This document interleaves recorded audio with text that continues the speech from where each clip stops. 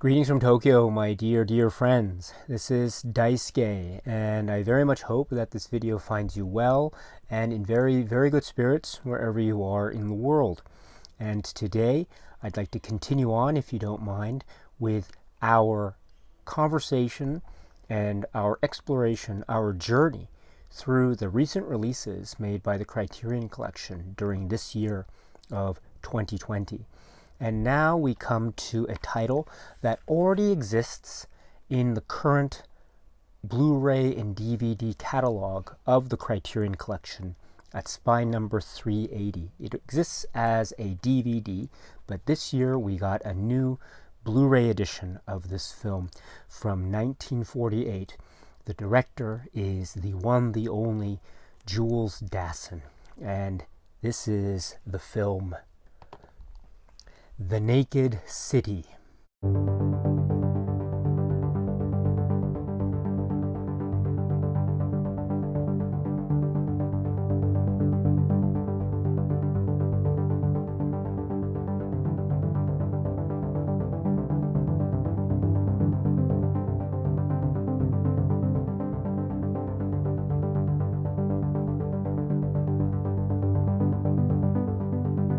From 1948, this is the film produced by Mark Hellinger, directed by Jules Dassin. This is the phenomenal film, The Naked City. At its heart, The Naked City is a story about a crime that has been committed, a particular death or murder, and it is up to certain police detectives in New York to try to solve the mystery. So therein lies the essential heart of this film in terms of its narrative thrust. It is a police procedural, detective, mystery, thriller, film noir essence of a film.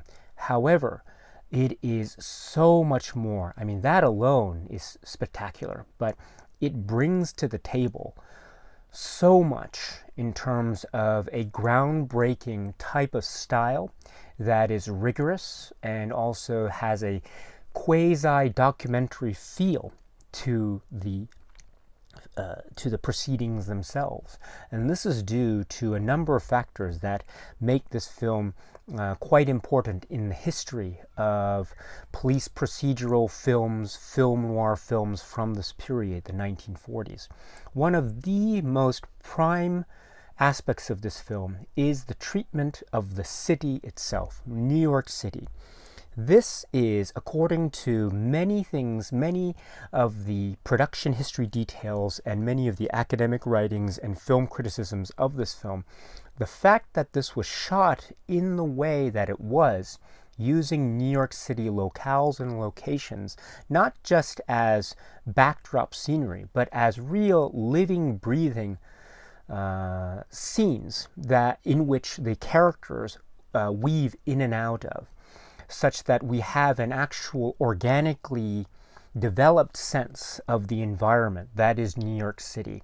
So New York City is in essence its own character in this film, which is very significant, especially when we consider the trend of the depiction of New York City up to now in Hollywood films of this type that were Hollywood films made outside of the city in California.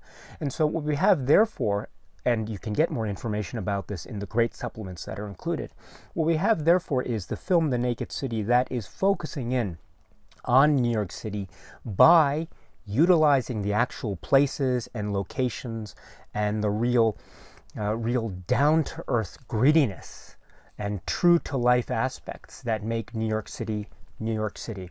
So therefore, this film becomes very significant in that aspect.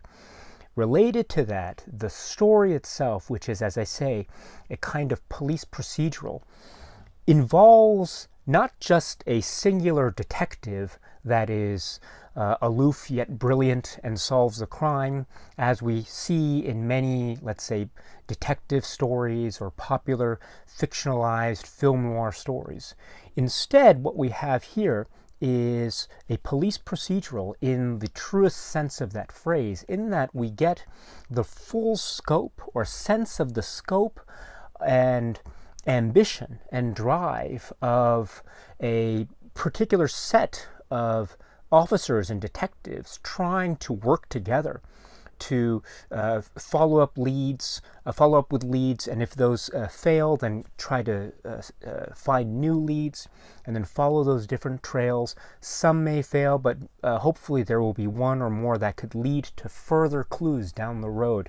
In other words, this is a fully fleshed out sense of the police procedural as located in New York City, involving a particular crime that's depicted in this film.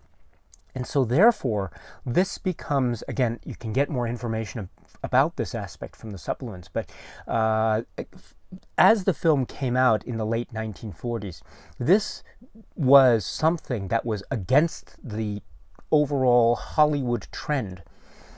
In other words, this set the stage for the kind of police procedural film involving many different characters that perhaps developed over time to what we now know today in many aspects of cinema and television and the like. That's not to say, of course, that we don't have any central characters in this film. Of course we do. We have some great central characters and a great cast headed by Barry Fitzgerald, and so it is focused in on a number of characters, that's for sure. But we do get a sense of the force at work and the apparatus of the detective aspect of this mystery played out in many different forms and in many different scenes and in many different threads and through lines that ultimately lead to their conclusions. So therefore, this film, The Naked City, is a really phenomenal entertainment, and it is also very groundbreaking for its time, and it is utterly cool, and it remains so cool even to this very day. One of the coolest films to be found in the Criterion collection. This is the film produced by Mark Hellinger and directed by Jules Dassin.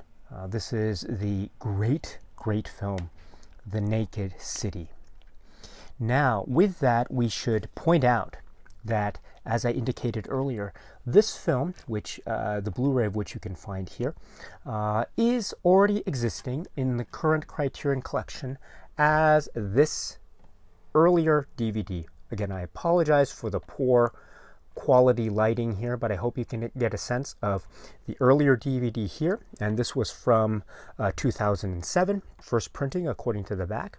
And then the newer Blu-ray from this year. And if we look at the back, we can see that the design qualities remain the same and consistent from the earlier DVD to the now newer Blu-ray edition. Of course, given the dimension size differences, that accounts for slight cropping of images, but I think the cropping of images is it's in a way that I would consider very minor. It doesn't interfere in the overall enjoyment of the product as a whole. To be clearer, let's see. This is the booklet for the DVD, and this is the booklet for the Blu-ray. So as you can see, for the booklet artwork itself, you can see that there is a little bit of cropping that occurs in the Blu-ray versus the earlier DVD booklet image, where especially the top part of the graphic there seems to show more room, shall we say. So there's a little bit of cropping for the Blu-ray images, and that's true for many of the pictures that are included in the booklet. Almost all of the booklet contents of the DVD are identical to be found in the Blu-ray booklet, with just a couple of exceptions, which I'll get to later in this video. But apart from that very minor point of the cropping of certain images, which, as I say, does not, in my view anyway, interfere with my overall enjoyment of the product, I think we are getting a package that is more or less identical with the earlier DVD, with a couple of exceptions that I will get to accordingly in this video. Well, first of all, let's point out that while the DVD is a high-def digital transfer, which looks great, the Blu-ray is purported to be based off of a new 4K digital restoration. The earlier DVD had, according to the back, 1.33 to 1 aspect ratio, with the newer Blu-ray being indicated as being 1.37 to 1 aspect ratio. And I think with uncompressed monaural soundtrack here for the Blu-ray, and I think the picture quality and sound quality is very splendid. I had no issues with the earlier DVD in that department, but I'm very pleased with the way that the Blu-ray looks and sounds. And then if we recall a lot of the features here, one of the features that was on the DVD that's now included on the new Blu-ray is the earlier audio commentary track with the screenwriter of the film, Malvin Wald.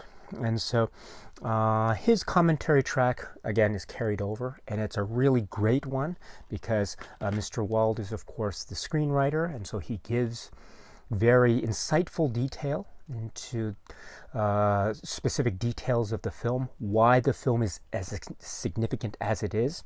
I tried to explain earlier in this video, but Mr. Wald's commentary goes much further and much more in depth and much better than in any way that I could describe it. So if you really want to get into the nitty-gritty as to why this film is as significant as it is in the course of cinema history, as well as great anecdotal insights and other wonderful treats, then I strongly recommend checking out that audio commentary. Then continuing on, we have a 2006 interview with NYU film professor Dana Poland, and this is from the earlier DVD. Now we have it carried over to the new Blu-ray, and this is approximately 28 minutes. And he talks about the significance of this film, again, really going into some very interesting avenues of discussion. For example, he talks about the significance of this film in the context of sociological implications of post-war masculinity as defined and depicted in American cinema, which is a very interesting concept in terms of the way in which post-war males in cinema were essentially defined, or in other words, how this film seems to be able to capture that kind of procedural process of the so-called yes man. And while it's often used as a cliche in other types of films, in other words, the yes man as a cliche being, let's say, a boring or uninspiring type of character, what Professor Poland insightfully observes with respect to this film is how that kind of trope or cliche is turned on its head in The Naked City, such that it becomes not something that is uninspiring, but in fact it becomes a strength to be celebrated, because, as I said, this is a film that is about a network of people trying to solve a particular mystery. And so if we think of that way, then the so-called yes man cliche turned on its head becomes, I think, a very influential and important aspect in terms of teamwork and trying to jointly reach some kind of resolution or conclusion, and how that is linked to sociological aspects of masculinity, especially when considering, say, the proximity of the war, and how many would have been servicemen or servicewomen in the armed forces. And so that kind of attitude in terms of a group mentality or group think becomes a positive. which is a fascinating sociological aspect of this film, which I think also in turn lends itself very nicely to the groundbreaking aspects of this film, The Naked City. And so Professor Poland's interview here, which we also saw on the earlier DVD, is highly insightful and well worth a look if you haven't seen it.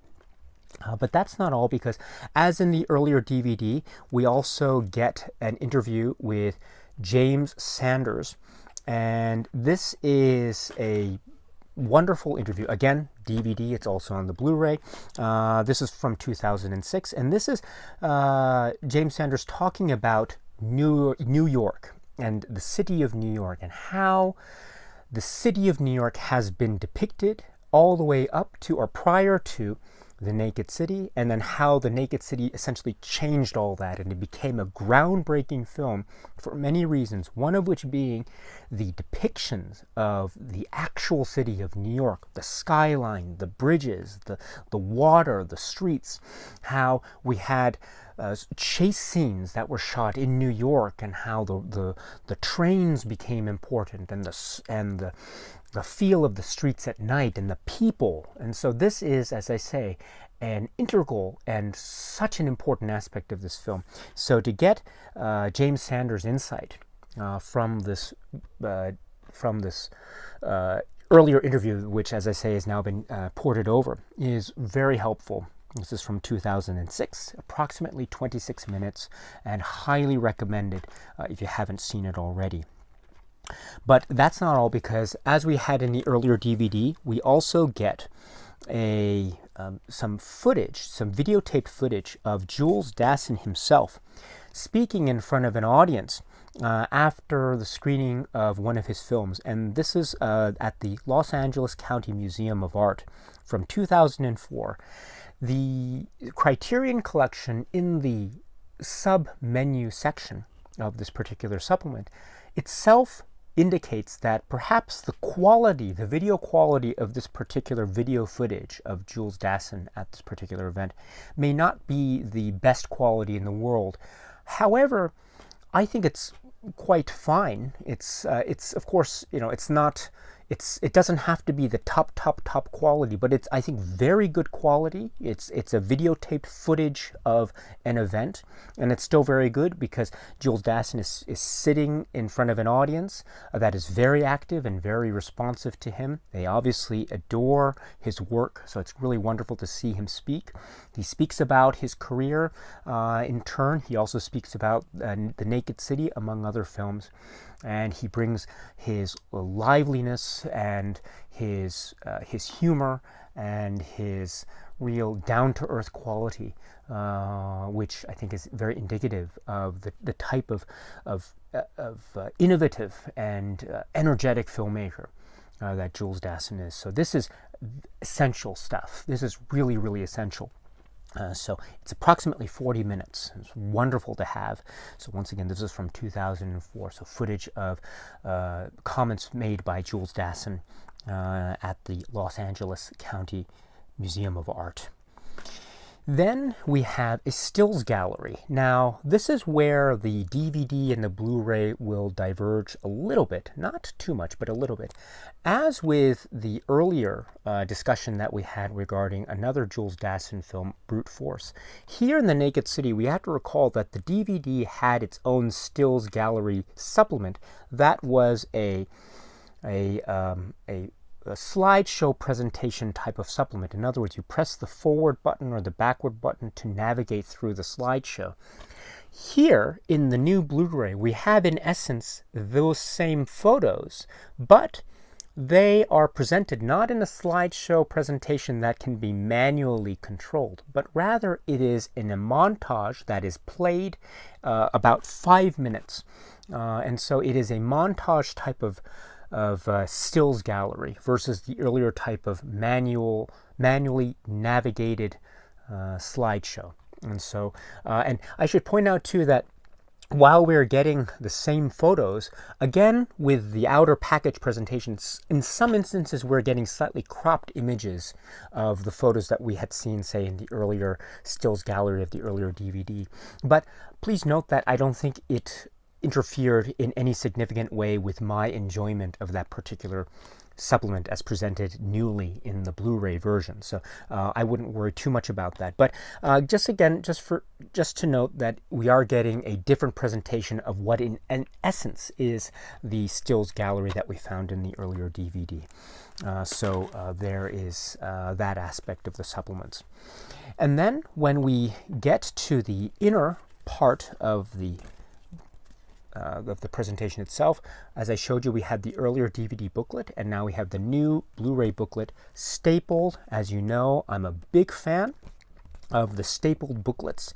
I think they are great. They allowed for more writings where necessary, and here we get the same writings that we got in the earlier DVD booklet included in the new Blu-ray. And so we have the essays and also the notes on a particular aspect of the film. And so this is the notes section is sort of correspondence from producer Mark Hellinger. And then we also get the essay New York Plays itself. And so these two writings, as I say, we found in the earlier booklet, are intact in the new Blu-ray booklet. So wonderful stuff. I love it when Criterion sticks with the stapled booklets because it allows for more possible inclusions of writings. So this is a great example of that. So I'm glad to see that consistently carried over from the earlier DVD. If I could point out just one or a couple very minor changes. In the earlier DVD booklet, we had a page which was dedicated to the chapter list breakdown with chapter titles. This is according to the table of contents on page 2 of the booklets, which is right here. In the new Blu-ray, there are no chapter breakdown titles. In other words, there isn't a list included in the Blu-ray for chapter breakdown titles. Instead, or in lieu of that particular page, we get a still. And so here's page 2 of the Blu-ray booklet. Here is page 2 of the DVD booklet. And as you can see, instead of the chapter breakdown, we get a still image that wasn't included in the earlier DVD booklet. So while we're losing the chapter breakdown title list, we are getting instead a different still. And I should note that this still itself in the Blu-ray booklet does not appear, at least according to my booklet, it doesn't appear in the earlier DVD booklet. So it's one of those things where win some, lose some. While we lose that chapter listing, we do get a still that didn't appear in the earlier DVD packaging. So I think that's something very similar happened with the Blu-ray of Brute Force, if you recall in that earlier video. So and the same is happening with The Naked City from DVD to Blu-ray. I think in conclusion, however, we should point out, though, that we aren't, at least as far as I can tell, we aren't getting anything new. There isn't any new post-2006, 2007 produced supplement that we find here. So it's more or less the same as we got in the earlier DVD. Some people might think that that is too bad, because perhaps this could have afforded a wonderful opportunity to Criterion to say add something new, maybe a new interview, maybe a new commentary track. I'm not sure, and I think you would be reasonable to think that if you were in such a position. However, I should also point out that what we had in the earlier DVD was really excellent, and so we're getting excellent things transported over into a Blu-ray package, which is, as I say, purported to be based off of a new digital transfer.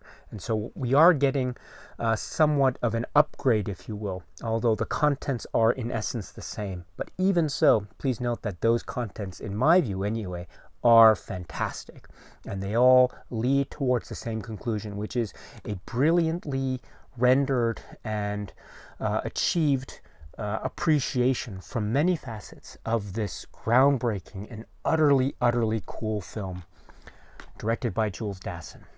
This is the film The Naked City. Okay, my friends, so that's it for now, and so until we meet again, please be happy and healthy and well, and please keep on watching a lot of great movies. Thank you once again for your time. As always, my dear friends, stay strong, stay safe, and cheers.